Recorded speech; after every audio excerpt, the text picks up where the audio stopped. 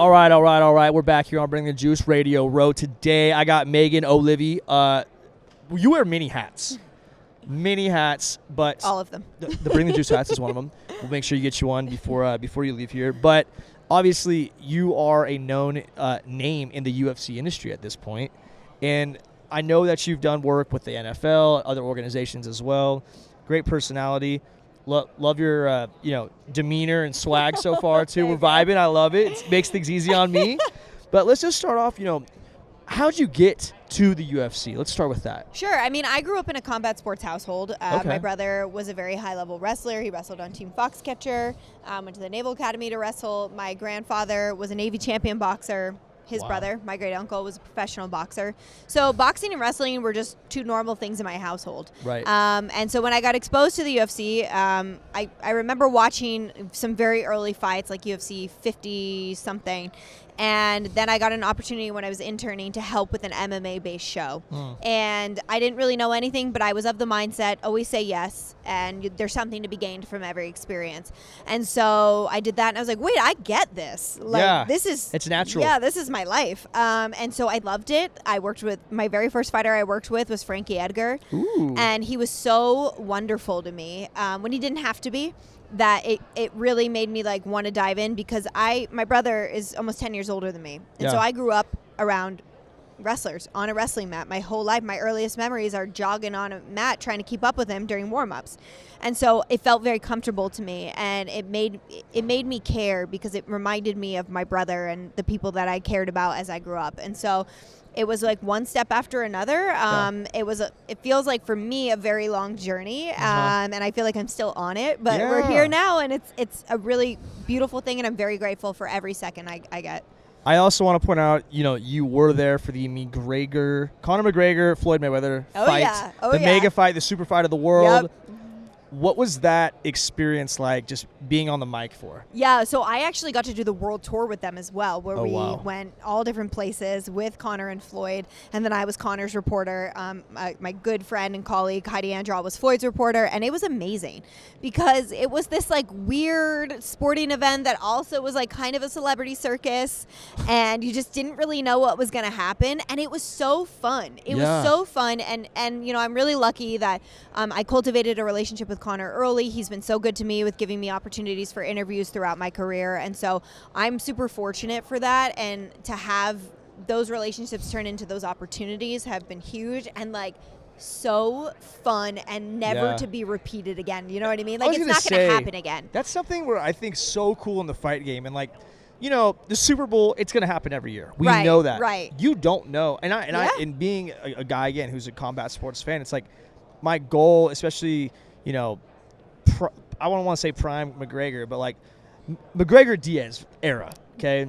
It was I got to go to one of these fights. Yeah, absolutely. And then time just keeps ticking. You're like, I might not get to go to one of these at some point. Right. And it's definitely, I think it's unique, like you said. And Floyd Mayweather, Conor McGregor, those are two of the biggest super names on earth. So you mentioned McGregor, your guys' relationship.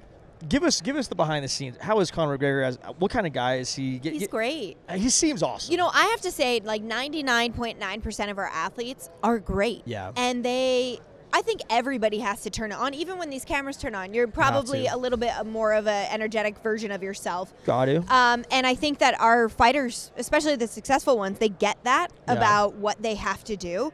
But Conor's very chill. He's nice.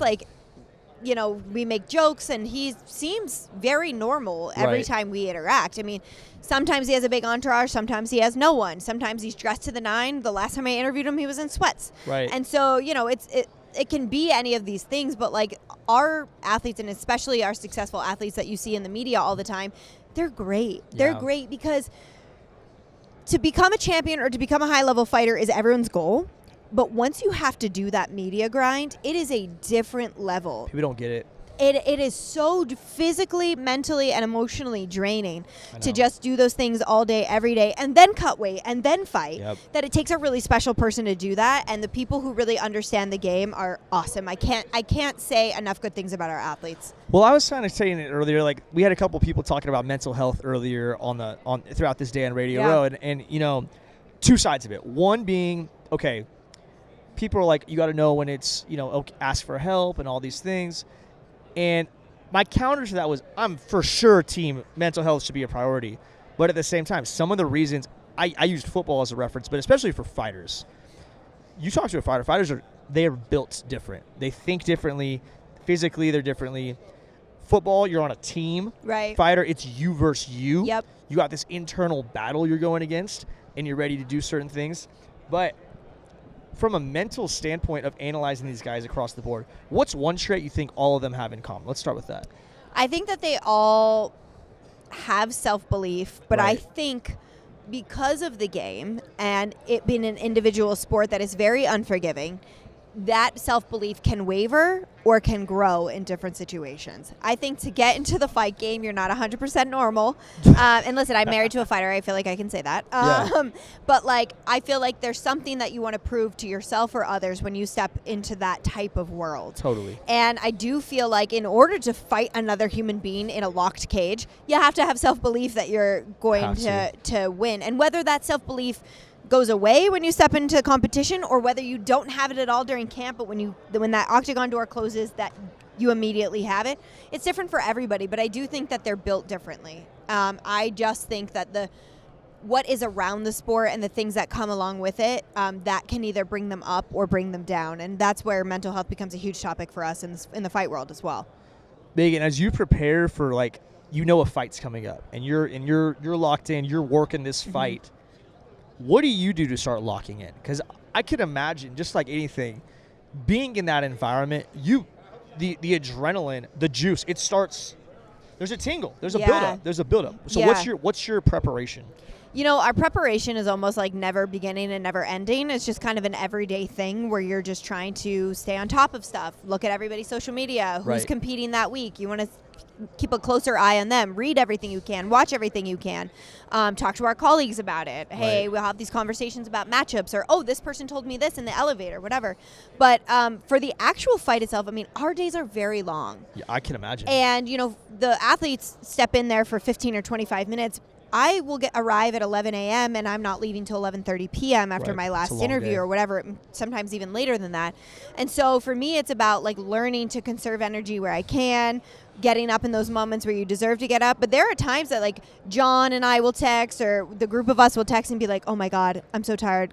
Can we get another coffee? And then you get the second win from a great performance. But it is very much adrenaline dumps and adrenaline coursing through your veins throughout the night, multiple times. Yeah.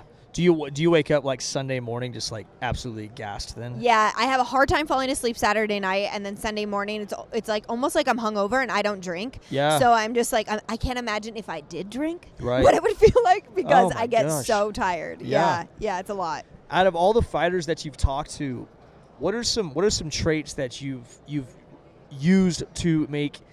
What have you used from these different traits of the fighters and applied to your personal career?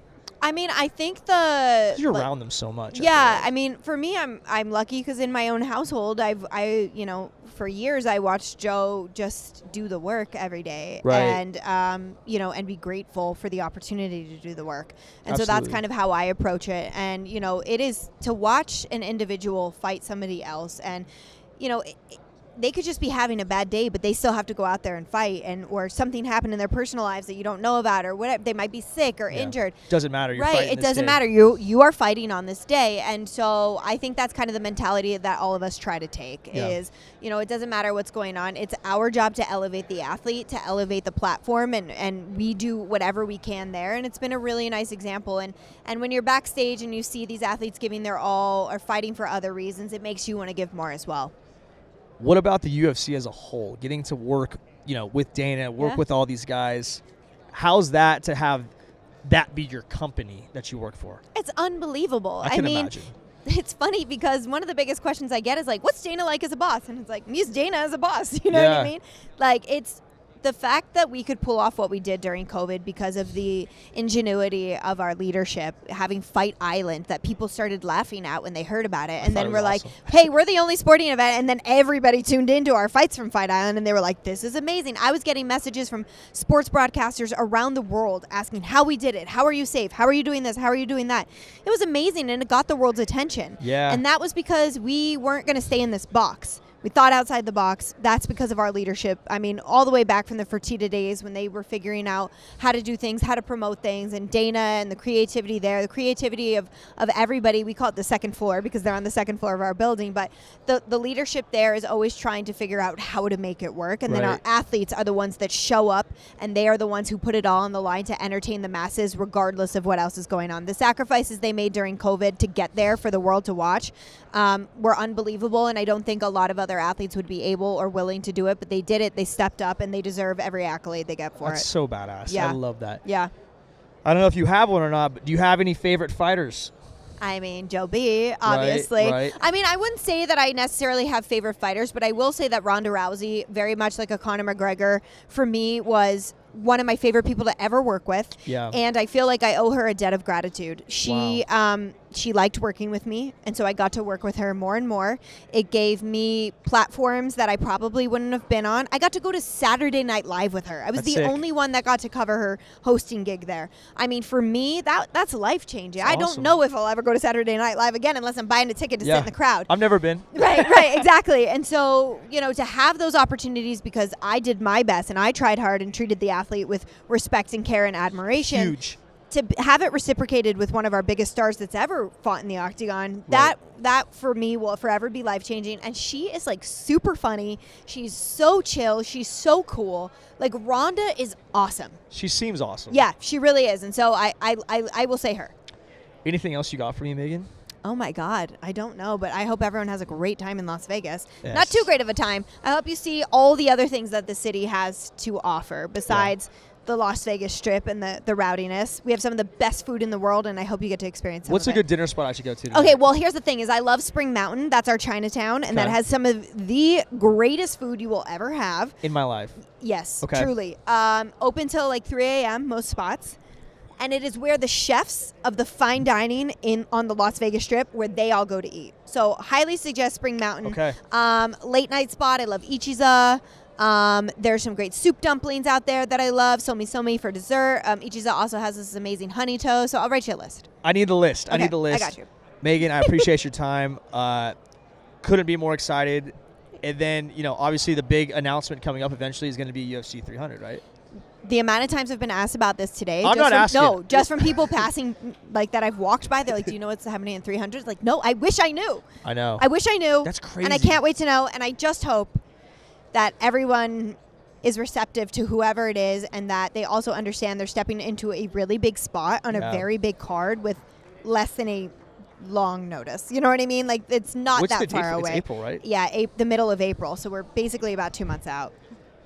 Yeah. TBD. I wish I knew one thing.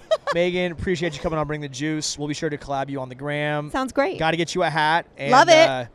Good stuff. Appreciate Thank you so much. Yeah.